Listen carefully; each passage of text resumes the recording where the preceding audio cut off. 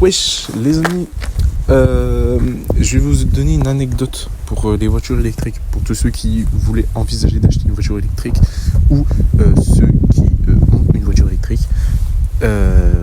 Et puis voilà, parce qu'il y a deux choses. C'est une merde et il y a aussi la bonne chose où ça roule bien.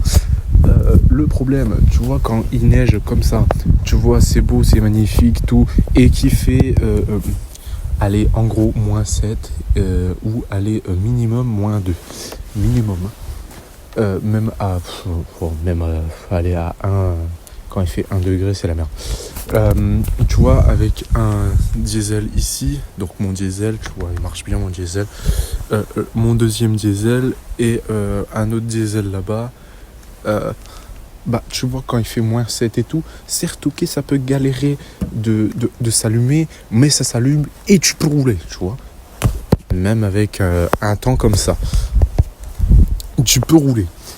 Et avec ça, tu peux aussi.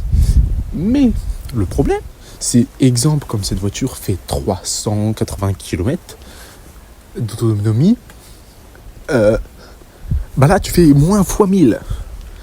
Comme là il neige et qu'il fait froid, très froid, tu mets que il te reste 30 km d'autonomie, donc tu ne fais pas grand chose.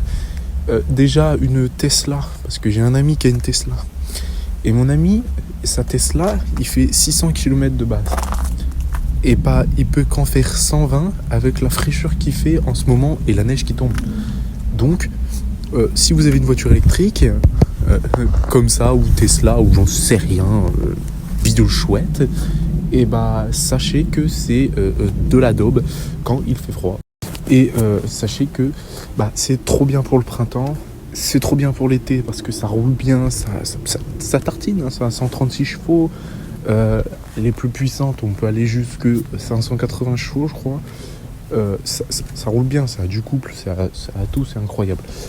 Le problème, bon, comme tout le monde dit, hein, ça fait pas de bruit, donc c'est chiant. Donc oui, on peut certifier que ces voitures-là, c'est de la merde quand il fait ce temps-là, tu vois.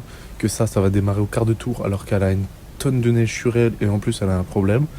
Et oui, parce que c'est, tu vois, le petit logo là. Mais encore, c'est le meilleur moteur dedans parce que c'est un 1.9 DCI. Bon, voilà.